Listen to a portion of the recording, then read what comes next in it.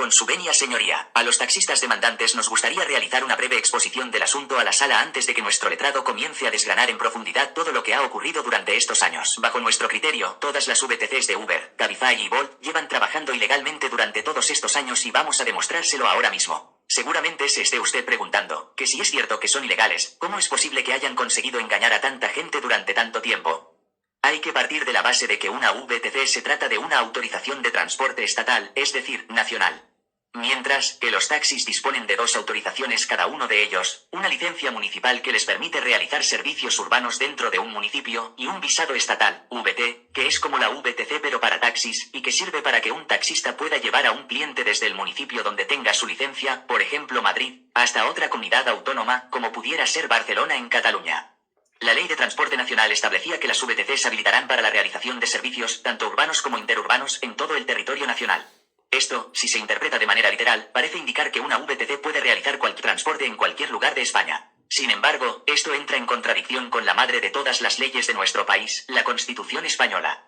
la cual dice en su artículo 148 que las competencias de transportes que se realicen dentro de una comunidad autónoma pertenecen a esa comunidad autónoma y no al Estado. Y a su vez, en el artículo 149, establece que el Estado es quien tiene las competencias de los servicios que discurran de una comunidad autónoma a otra comunidad autónoma. Y recordemos que las VTC son autorizaciones estatales. Por tanto, según la Constitución española, las VTC solo podrían ir de una comunidad a otra comunidad. Y para resolver este entuerto de aparentes contradicciones entre la Ley de Transporte Nacional y la madre de todas las leyes, la Constitución española, vino el Tribunal Constitucional a poner orden y nos trajo la piedra filosofal de la guerra del taxi. La sentencia 118/1996. Esta sentencia vino a aclarar que la ley de transporte no se puede interpretar de manera literal, sino que hay que interpretarla conforme a la Constitución, porque de no hacerlo así sería inconstitucional y por tanto ilegal. Por tanto, el Tribunal Constitucional aclara que una VTC efectivamente podrá realizar servicios urbanos e interurbanos en todo el territorio nacional, pero siempre y cuando formen parte como un tramo fragmentario, dentro de un servicio supracomunitario, es decir, entre diferentes comunidades. Lo cual quiere decir que si un VTC recoge a un cliente por ejemplo en Madrid no puede finalizar el servicio en Madrid sino que tendría que ir a otra comunidad autónoma como pudiera ser Barcelona en Cataluña. Pero podrían parar en Zaragoza a mitad de camino, recoger en su casa al primo del cliente, llevarlos a comer dentro de Zaragoza, volver a dejar al primo en su casa y continuar el viaje hasta Barcelona. Ese fragmento urbano dentro de un servicio entre diferentes comunidades es el que las VTCs podían hacer. Estas líneas maestras de interpretación del transporte discrecional de viajeros, conforme con la Constitución, se reiteran por otro montón de sentencias del Tribunal Constitucional, como la 52/1984, la 97/1983, la 180/1992 o la 245/2012, conformando así una jurisprudencia reiterada a lo largo de los años. De todo lo que venimos exponiendo, si el Estado no tiene competencias y servicios que se realicen íntegramente dentro de una misma comunidad autónoma, las autorizaciones de transporte del Estado obviamente no pueden realizar unos servicios sobre los que el Estado no tiene competencias.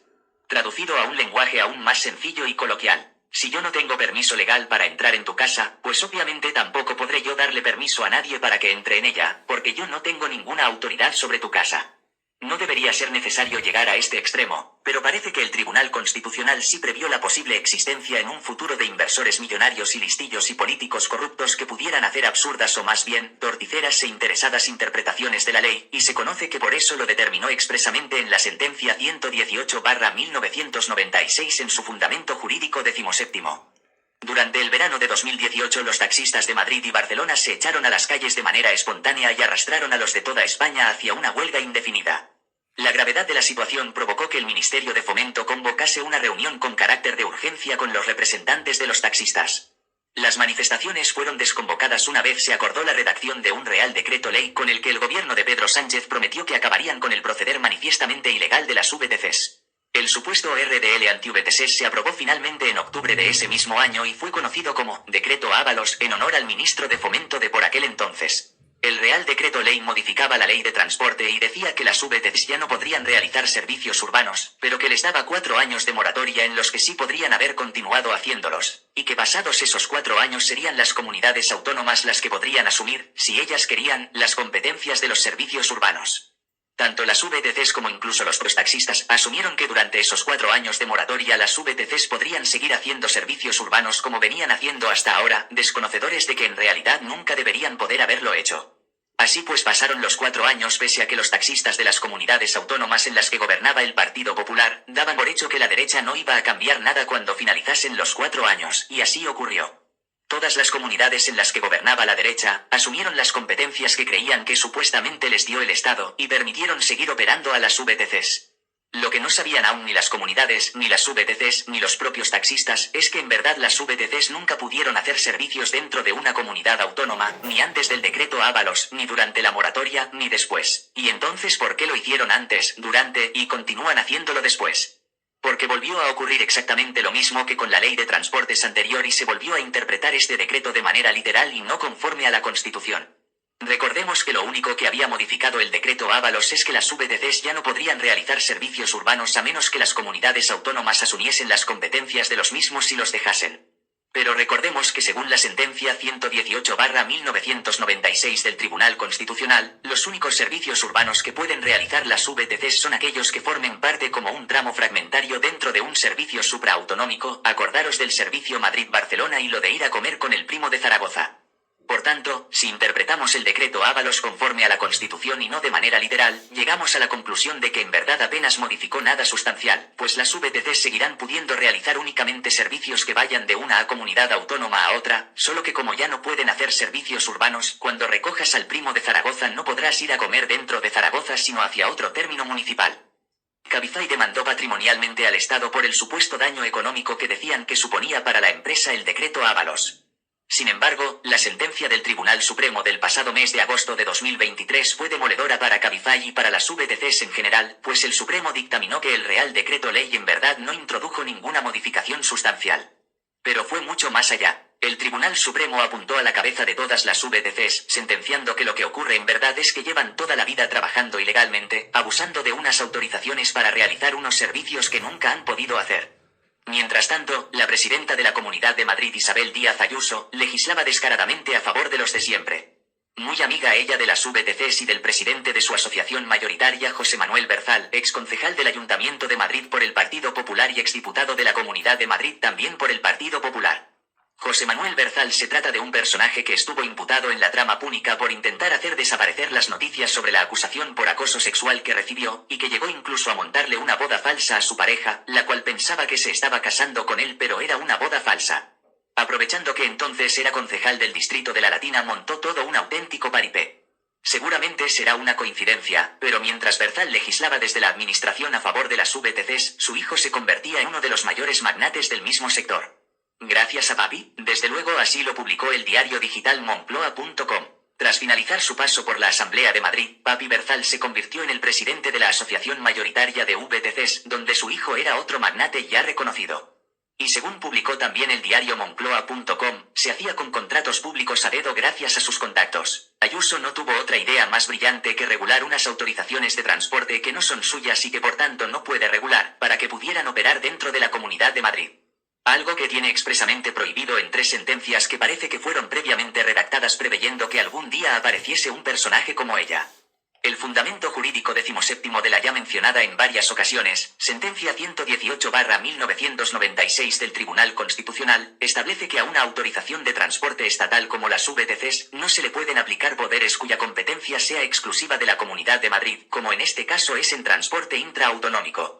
Por otro lado, para dejarlo aún más claro, la sentencia 105/2018 también del Tribunal Constitucional dictaminó que una comunidad autónoma no puede ignorar el régimen jurídico de una autorización de transporte estatal. Es decir, esta sentencia está diciendo que una comunidad autónoma no puede coger una VTC y convertirla en lo que le dé la gana. Y ya para rematar la jugada y dejarlo aún más requete claro, el Tribunal Supremo en su recientísima sentencia 266/2022 sentenció que todos los servicios que se presten al amparo de una autorización VTC son de la exclusiva competencia del Estado ya que se trata de una autorización de transporte estatal. Es decir, esta reciente sentencia del Supremo vuelve a insistir en que de ninguna de las maneras una VTC podrá realizar servicios dentro de una misma comunidad autónoma, que es justo lo que Ayuso está permitiendo. Pero no solo vulnera la Constitución española, sino que un grupo de taxistas ha realizado una petición de medidas cautelares por vulnerar esta ley y el Tratado de Funcionamiento de la Unión Europea en su artículo 107. Y además de incumplir todas las leyes españolas, supone unas ayudas de Estado en forma de habilitaciones autonómicas regaladas a dedo a quienes fuesen propietarios de VTCs estatales. Es decir, según la Constitución española, para que pudiese haber VTCs prestando servicio dentro de la Comunidad de Madrid, Ayuso debería haber creado unas nuevas autorizaciones VTCs autonómicas. Pero además, dado que las competencias urbanas son municipales y no autonómicas, para que una VTC pueda prestar servicios que discurran íntegramente dentro del mismo término municipal, por ejemplo, desde Atocha hasta Plaza Castilla, deberían disponer de una autorización municipal por cada uno de los municipios de la Comunidad de Madrid, que son 179. De esta manera, el gobierno de la Comunidad de Madrid les ha regalado a las VTCs 180 autorizaciones a cada una, haciendo un total de más de 1.440.000 autorizaciones, multiplicado por el dinero de las tasas que costaría cada una de esas autorizaciones, decenas de millones de euros vaya.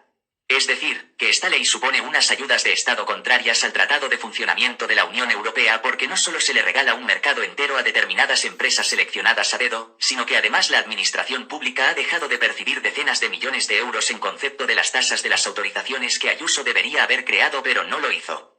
No contenta con todo esto, también tuvo la genial idea de, para intentar equiparar aún más si cabe las VTCs a los taxis, pero sin que estos se diesen cuenta, suprimió el régimen sancionador de las VTCs para que, aunque en la ley siguiese figurando que no podían recoger clientes que no hubiesen contratado previamente el servicio, en la práctica sí podrían hacerlo al no existir sanción para ello.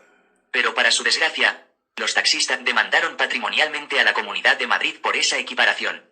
El gobierno de Ayuso se echó las manos a la cabeza y en su intento de modificar de nuevo la ley para enmendar el atropello, el director de Transportes de Ayuso terminó autoinculpando sin querer al gobierno de Madrid en un falso intento de buenismo con el sector del taxi, donde sin darse cuenta reconoció el tremendo daño que les habían infligido.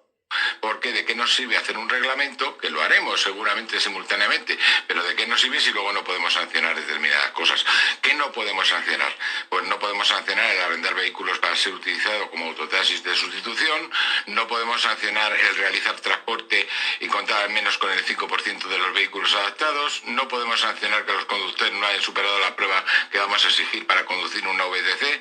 no podemos sancionar la realización de servicios con un inicio territorial distinto al ámbito de la Comunidad de Madrid, y eso es muy perjudicial para los taxistas y para los propios VTCs porque vendrán de otras comunidades. No podemos sancionar como muy importante la captación en la calle, y eso es una bofetada a los taxistas tremenda, y no lo podemos hacer porque ayer no se aprobó el sancionador. No podemos sancionar el incumplimiento de los servicios contratados con plaza de pago individual, no podemos sancionar el incumplimiento por parte de las empresas para salvaguardar los derechos de los usuarios, como por ejemplo la línea telefónica activa que obligamos y no abonar la penalización por incumplimiento de los servicios, y eso es una bofetada a los taxistas tremenda, y eso es una bofetada a los taxistas tremenda.